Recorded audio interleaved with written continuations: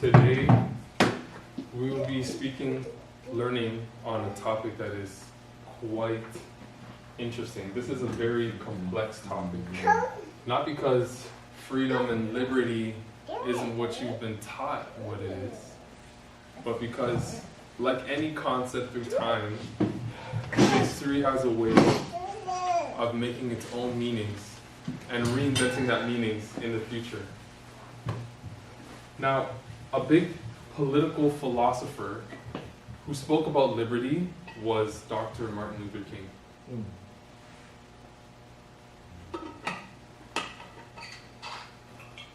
Dr. King is known for his activism in civil rights. He was known for his philosophy of why anti-black racism and desegregation should have been or never have existed. And his political philosophy on liberty is the primary concept of where we grasp our definition of liberty in this session, and where liberty takes the truest meaning, at least in my life. What is liberty? What does liberty look like? And who is liberty for? Well, liberty certainly doesn't belong to any one person. Liberty is not a possession. In the last session, we learned about white privilege and how white privilege is like a backpack, an invisible knapsack, full of resources, full of contacts, full of check balances, in which people who retain that knapsack can freely and daily expect to reach into that knapsack and receive its contents of benefit every day. Is liberty, is freedom in that backpack? It surely was in history, in American history. But what about today? Today, we can expect to have our rights. We can expect to be able to vote. We can expect to have the opportunities to live our lives, to attend an institution, to be educated, to not be falsely incarcerated, to seek justice under the law. But why then, if we are entitled to the same liberties and freedoms as our white counterparts and other racial counterparts, why does it seem that our liberties are infringed on most of all?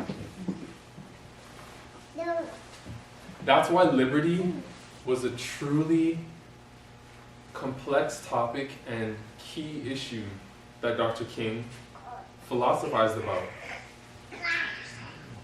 And in his essays on racism and freedom, he talks about what freedom is like, what liberty is like. And it's quite interesting as we relate this to the field or to the process of enslavement, where slaves also retained a form of liberty, although while they were informed slaves. Dr. King believed in liberty being defined as the ability to obey only oneself. That means you have your own will and you have the ability to only obey yourself. And that definition still carries into today. But you would ask, hey, Richard, if you have a job, you respectfully obey your boss. If you're in school, you respectfully obey your teachers and professors.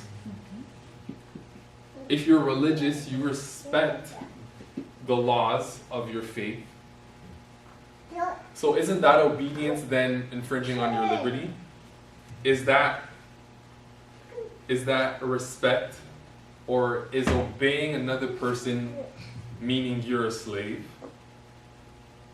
If I were to ask anyone in this room, I'm sure they would disagree that having a job, that being a student, that having someone you obey in your life makes you a slave. And that is true. But what's complex about liberty and freedom is that while we do obey someone else for the benefit of our own good, the prime difference between a liberated person and a slave is the reasons why they choose to obey that individual. And that's what we're going to get into as the lesson continues. During the American Revolution period of 1775, also during a time of African American enslavement, quote unquote, Americans were admired around the world for their love of freedom, which was unusually rooted as a greater than any other people. American liberty was a self-contradiction. And even though it was a self-contradiction, it was known throughout the world. America is the land of freedom. America is where you go to chase your dreams. It is a land of opportunity. It is a land of great wealth.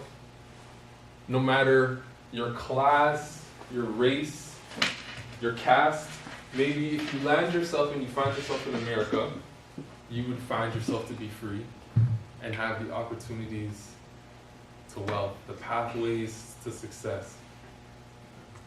Now, while I am a Canadian, we are in Canada, we can use America as a prime demonstration, as Canadian laws are very similar to American laws. Canada differs in many respects, historically and present day. However,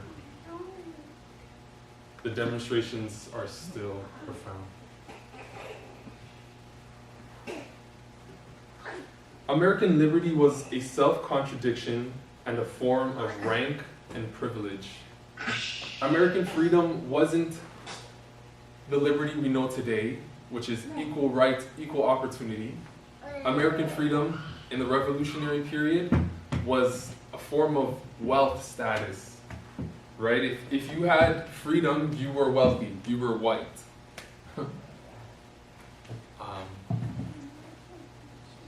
And you had wealth, enough wealth to buy your own freedom.